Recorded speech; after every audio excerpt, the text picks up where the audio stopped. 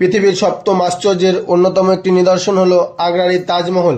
আজ আমি ঘুরে দেখাবো আগ্রার তাজমহল এবং এর সাথে আগ্রা ফোর্ট। আর এটাই হলো আগ্রা ফোর্ট, যেখান থেকে মুঘল বাদশারা শাসন কার্য পরিচালনা করত। এবার বলি এখানে আসবো কি করে। এখানে আসতে গেলে কলকাতা, শিয়ালদা, হাওড়া যে কোনো জায়গা থেকে ট্রেনে করে এখানে সহজেই পৌঁছানো যায়। আর আমি আগ্রা যাত্রা শুরু করেছিলাম মথুরা স্টেশন থেকে। মথুরা থেকে প্রথমে ট্রেন ধরে আগ্রায় নেমে ওখান থেকে টোটো ভাড়া করে আমি আগ্রা ফোর্টে পৌঁছে গেছিলাম। টোটো আমাকে 20 টাকার বিনিময়ে আগ্রা ফোর্টের সামনে নামিয়ে দিয়েছিল। আগ্রা ফোর্টের সামনে ডান দিকে টিকিট কাউন্টার, ওখান থেকে 50 টাকা দিয়ে টিকিট কেটে নিয়েছি।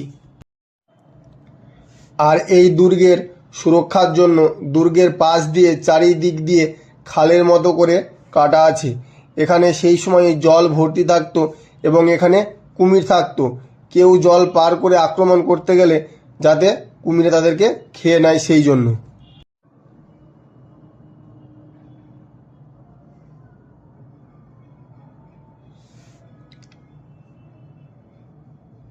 আমরা মেন গেট দিয়ে প্রবেশ করেছি এবং এই যে লাইন আছে, পুরো লাইন দিয়ে গিয়ে এখানে ভালো করে চেকিং হবে এবং চেক হওয়ার পরেই আমরা মেন গেটের মধ্যে প্রবেশ করব। এটাই হচ্ছে সেই মেন গেটের পরে ভিতরের অংশটা। আর এই দুর্গ মুঘল সম্রাট আকবরের আমলে শুরু করেছিল এবং এই দুর্গের কাজ শেষ করেছিল ঔরঙ্গজেব। প্রধান গেট দিয়ে প্রবেশ করার পরে দুর্গের মধ্যে যেতে গেলে এরকম একটা উঁচু থেকে আস্তে আস্তে নিচের দিকে রাস্তা আছে।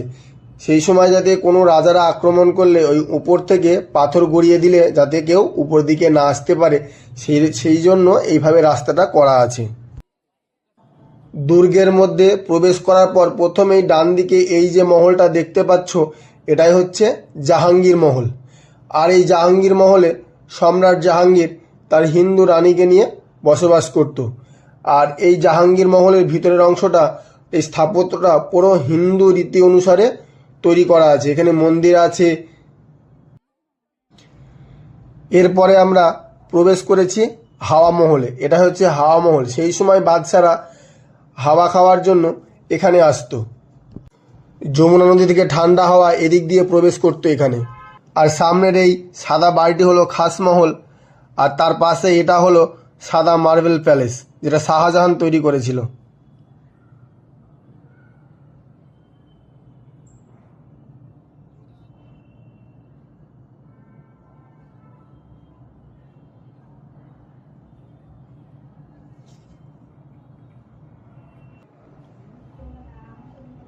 আর এই সাদা মার্বেল প্যালেসটি শাহজাহান নির্মাণ করেছিল। এর উপরের অংশটি ছিল পুরো সোনা দিয়ে তৈরি। আর এখান থেকে সুন্দরভাবে তাজমহলটি ভালো করে দেখা যায়। চলো দেখে নিই তাজমহলটি এখান থেকে কত সুন্দর দেখা যাচ্ছে। দেখি, দেখো তাজমহলটি এখান থেকে জুম করে কত সুন্দর লাগছে। খালি চোখে দেখলে অপূর্ব লাগবে।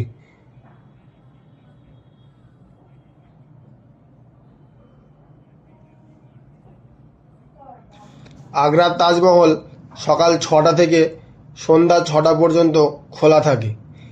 আর এটাকে সব থেকে ভালো দেখা যায় সকাল 6টা থেকে 9টা পর্যন্ত এবং 3টে থেকে 5টা পর্যন্ত। এখানে লাইটটা সুন্দরভাবে পড়ে। আর এই যে মাঠের অংশটা দেখা যাচ্ছে, ঘাস আছে, এটাকে মিনা বাজার বলা হয়ে থাকে।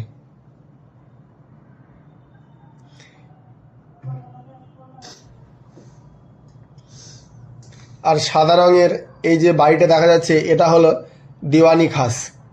আর দিওয়ানি খাসের সামনে যে কালো রঙের পাথরটি আছে, এটা পুরো একটাই পাথর, এটা হলো কসটি পাথর। আর এখান থেকে তাজমহলটা আরও সুন্দরভাবে দেখা যায়। চলো আর একবার দেখে নিই তাজমহলটা কত সুন্দর দেখা যাচ্ছে। দেখো,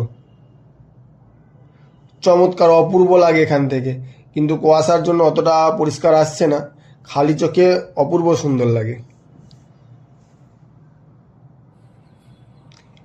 আর এখান থেকে বাঁ হাতে দেখা যাবে যে রেল ব্রিজটা, এটা হচ্ছে আগ্রা ফোর্ট রেলওয়ে স্টেশনের পাশেই।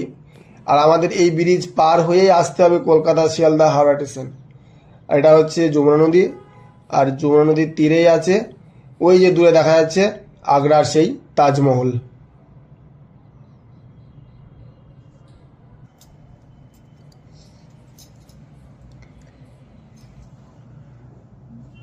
আর এটা হলো সেই দিওয়ানি খাস, যেখানে রাজা খাস লোকেদের সাথে, মন্ত্রী, বিশিষ্ট নামি দামি সম্মানীয় মানুষদের সাথে এখানে আলোচনা, কথাবার্তা এগুলো সম্রাট বলতো। এই কারণে এই বিল্ডিংয়ের নামকরণ করা হয়েছে দিওয়ানি খাস।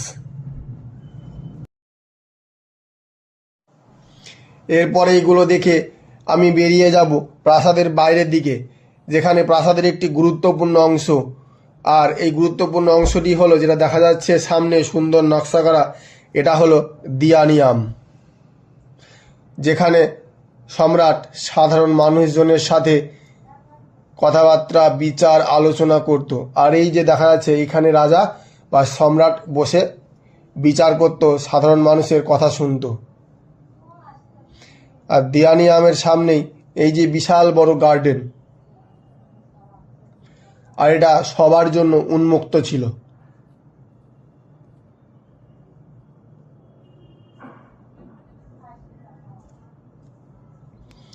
আর এটাকে দেখার পরেই আমরা আস্তে আস্তে প্রাসাদের বাইরে বেরিয়ে আসব।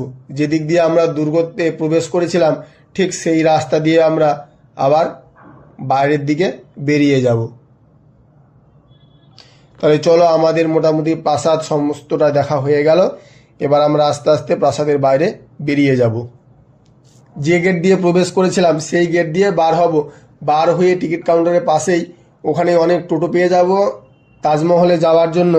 এখান থেকে 2 কিলোমিটার মতো রাস্তা, ওই 10 থেকে 15 টাকা মাথা পিছু নেবে। ওখান থেকে টোটো ধরে আমরা সরাসরি পৌঁছে যাব তাজমহলের ওয়েস্ট গেটে। আমরা যখন প্রাসাদে প্রবেশ করেছিলাম তখন আমরা এই জাহাঙ্গীর মহলকে দিয়েই এই পুরো দুর্গটাকে দেখা শুরু করেছিলাম। আর বলেছিলাম না যে উপর থেকে নিচের দিকে রাস্তাটা, এটাই হলো সেই রাস্তাটা। আর এই যে পাইপগুলো দেখা যাচ্ছে, এদিক দিয়েই বাইরেকার রাজারা আক্রমণ করলে গরম তেল, গরম জল ঢেলে দিত, আর এই দিক দিয়ে বড় পাথরগুলোকে গড়িয়ে দিত যাতে কেউ আসতে না পারে। তাহলে চলো যাওয়া যাক তাজমহল। আর আমরা তাজমহলে প্রবেশ করে গেছি। তাজমহলে এখানে টোটো থেকে নামার পরেই কিছুটা হেঁটে এসে আমরা সামনে ডান দিকে দেখতে পাবো টিকিট কাউন্টার। ওখানে টিকিট কেটে নিয়ে আমরা ভিতরে প্রবেশ করব। একেবারে পুরো চেকিং পার করে আমরা তাজমহলের ভিতরে প্রবেশ করব। আমরা এখন চলে এসেছি তাজমহলের ভিতরে। আর তাজমহলের ভিতরে আমরা প্রবেশ করেই আমরা এই অংশটিকে দেখতে পাবো। আর এটা হচ্ছে মেন তাজমহলের প্রবেশ করার প্রধান গেট। আর আমরা এই দিক দিয়ে প্রবেশ করেছি, এটা হলো পশ্চিম দিকের গেট, আর এটা হলো দক্ষিণ দিকের গেট, আর এইদিকে আছে পূর্ব দিকের গেট। আর এই যে প্রধান গেটটি আছে তাজমহলে প্রবেশ করার, আর এই প্রধান গেটটি হলো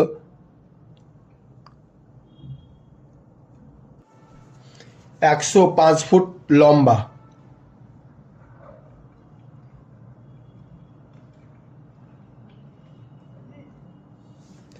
ওই দূরে দেখা যাচ্ছে সেই প্রেমের স্মৃতিসৌধ, পৃথিবীর 7ম আশ্চর্যের অন্যতম আশ্চর্য একটি নিদর্শন হলো এই তাজমহল। একবার দেখো, এখান থেকে সব থেকে সুন্দর ভিউ পাওয়া যায়, চোখ জুড়িয়ে যাবে এখান থেকে দেখলে, জল জল করছে।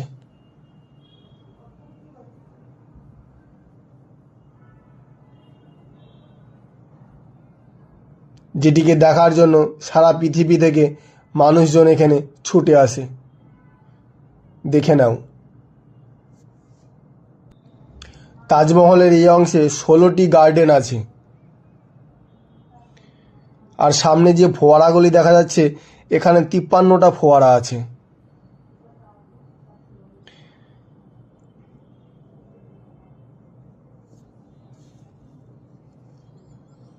আর এই মেন গেটের সামনের অংশ যেরকম, আর এই পিছন দিকের অংশ একই রকম, কোনো পার্থক্য নেই, একই রকম ডিজাইন করা আছে। মুঘল সম্রাট শাহজাহান তার প্রিয় রানী মুমতাজ বেগমের স্মৃতির উদ্দেশ্যে এই তাজমহলকে তৈরি করেছিল। 22 বছর ধরে প্রায় 22,000 শ্রমিক ও কারিগর মিলে এই স্মৃতিসৌধকে তৈরি করেছিল।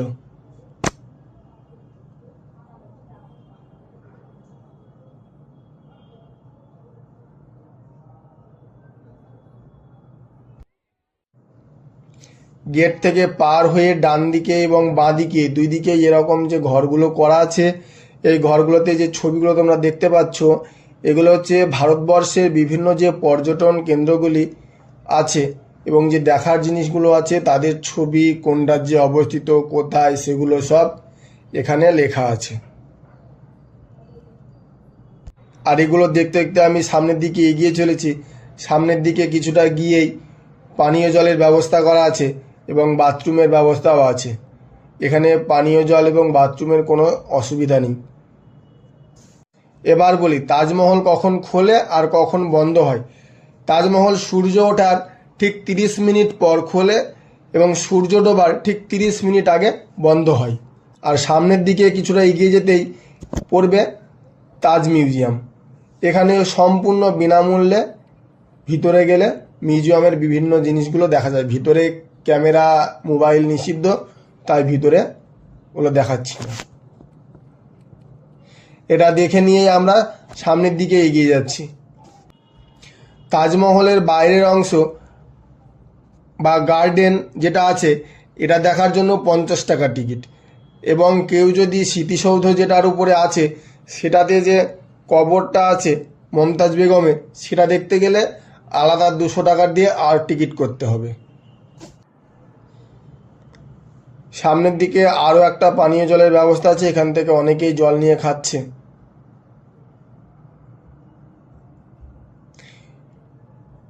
আমরা এটাকে পার করেই আমরা যে তাজমহলের যে স্মৃতিসৌধ আছে সেখানে উঠতে গেলে আমরা এই দিক দিয়ে এবার আস্তে আস্তে উঠে যাব। যে সবাই উঠছে এই দিক দিয়ে আমরা উপরের দিকে উঠব। আর যদি ওই মেন তাজমহলের ভিতরে যেতে যায় তাহলে তোমরা সামনে দেখো যেখানেও 200 টাকার টিকিট কাউন্টার আছে, ওখান থেকে টিকিট কেটে নিয়ে একেবারে মেন স্মৃতিসৌধের উপরে চলে যাওয়া যাবে। আর তোমরা যদি চাও তাহলে একেবারে মেন গেটে যেখানে 50 টাকা দিয়ে টিকিট কেটেছিলে সেখান থেকে একেবারে 250 টাকার টিকিট কেটে নিতে পারো। উপরে শুধুমাত্র কবর আছে, কিন্তু ওটা নকল কবর। মেন কবরটা আছে ওখান থেকে আরও 30 মিটার নিচে, যেটা বছরে একদিনই খোলে। আর এখান থেকে 200 টাকা টিকিট কেটে নিয়ে তোমরা উপরে যেতে পারো কবরটা দেখতে। আর তাজমহল কিন্তু সপ্তাহে প্রত্যেক দিন খোলা থাকে না। তাজমহল প্রতি শুক্রবারে বন্ধ থাকে। তাই শুক্রবারে কেউ তাজমহল যাবে না, কারণ তাজমহলটা সেদিন বন্ধ, গেলে ঘুরে আসতে হবে। আর এই তাজমহল হচ্ছে একেবারে যমুনা নদীর তীরে। চলে একেবারে যমুনা থেকেই তাজমহলটা গেঁথে তোলা হয়েছে। আর এই হচ্ছে যমুনা নদী। আর সম্রাট শাহজাহানের আরও একটা ইচ্ছা ছিল যে তাজমহলে পুরো এই যে যমুনা তার বিপরীত দিকে যে দেখাচ্ছে ওখানে কালো তাজমহল তৈরি করার, কিন্তু সেটা আর সম্রাটের পক্ষে সম্ভব হয়ে ওঠেনি। সম্রাট শাহজাহান তার বেগম মমতাজের উদ্দেশ্যে এই তাজমহলের নির্মাণ কাজ শুরু করেছিল 1631 খ্রিস্টাব্দে এবং এটা সম্পূর্ণ হয়েছিল 1653 খ্রিস্টাব্দে। মোট 22 বছর সময় লেগেছিল এই তাজমহলটাকে তৈরি করতে। আর পুরো তাজমহলটা সাদা মার্বেল পাথর দিয়ে পুরো ঢাকা আছে।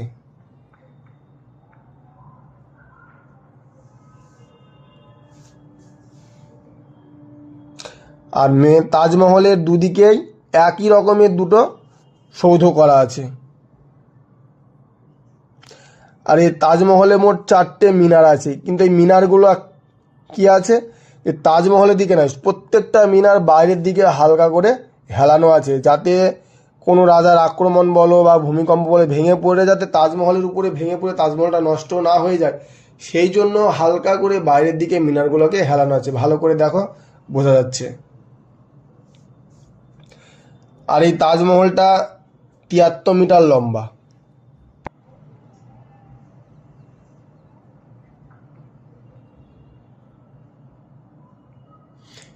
তাজমহলের মধ্যে যে মমতাজ বেগমের যে কবরটা আছে, ওই কবরটা হচ্ছে একেবারে তাজমহলের মাঝ বরাবর। বলা যেতে পারে তাজমহল দুটো ভাগে বিভক্ত, এবং দুদিকেই ডান দিকেও যা আছে বাঁ দিকেও সেই একই জিনিস আছে। বাগান থেকে শুরু করে, সৌধ থেকে শুরু করে, ঘর থেকে শুরু করে প্রত্যেকটা সমান সমান।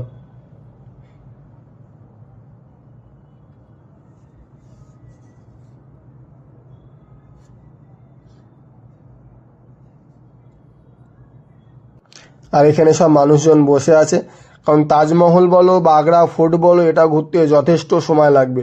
মোটামুটি এক এক জায়গাতে 2 ঘন্টা করে ধরে রাখো, সেইভাবে সময় নিয়ে এখানে আসতে হবে। আর যে মাঝে এটা আছে মেন গেট, এবং তাজমহলের মাঝে একটা বেদি করা আছে যেখান থেকে সবাই ছবি তুলছে, ফটো।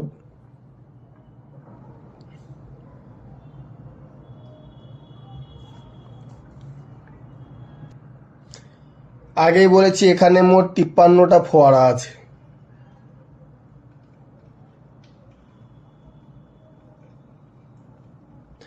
আর দেশ বিদেশ থেকে প্রত্যেক বছরে প্রচুর পরিমাণে মানুষ এই আগ্রাতে আসে তাজমহল দেখার জন্য। আমাদের তাজমহল মোটামুটি দেখা হয়ে গেছে। আমরা যেদিক দিয়ে এসেছিলাম সেদিক দিয়ে বার হয়ে গিয়ে পশ্চিম গেট দিয়ে বার হব আমরা। ওখান থেকে সামনের দিকে হেঁটে গিয়ে আমরা টোটো ধরবো, এবং আমরা যেহেতু আমাদের ট্রেন আছে সন্ধ্যাবেলায় আগ্রা ফোর্ট থেকে, তাই আগ্রা ফোর্টের কাছে আমরা হোটেল নিয়েছি। এবং তোমাদেরও বলবো যে আগ্রা ফোর্ট স্টেশনের কাছে হোটেলটা নিলে, আমরা যে হোটেলটা নিয়েছি মোটামুটি হোটেলটা খারাপ নয়, ভালোই। আর এই হোটেলটা হলো শ্রীরাম গেস্ট হাউস, মোটামুটি ভালোই ছিল। এখান থেকে আগ্রা ফোর্ট রেল স্টেশন হাঁটা রাস্তা 2 মিনিট মতো। এবং তোমরা যদি মনে করে যে এখান থেকে আগ্রা দুর্গ দেখতে যাব, আগ্রা ফোর্ট দেখতে যাব, তাহলে এখান থেকে হেঁটেই তোমরা যেতে পারবে। তাহলে চলো দেখি একটু হোটেলটা কীরকম আছে। মোটামুটি হোটেলটা পরিষ্কার পরিচ্ছন্নই ছিল। এটা হচ্ছে হোটেলের ঘর, 2টো বিছানা ছিল, মোট 4 জন এখানে ভালোভাবে থাকা যাবে। এখানে একটা আয়না আছে।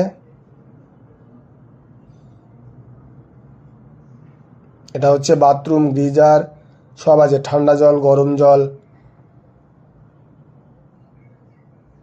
ভালোই, মোটামুটি খারাপ ছিল না। ওই 600-700 যেরকম, একটু দাম দর করে নেবে। আর এটা হচ্ছে একটু বেলকনি টাইপের, এদিক দিয়ে আমরা এসেছিলাম। আর এখান থেকেও যে দূরে লাল রঙের দেখা যাচ্ছে ওটাই হচ্ছে আগ্রা ফোর্ট। রাতের বেলায় লাইট জ্বলছে। যেহেতু স্টেশনের কাছে আমাদের হোটেলের দরকার ছিল তাই এটা নিয়েছিলাম। তবে ভালোই, এদের ব্যবহার বলো মোটামুটি খারাপ নয়, ভালোই ছিল।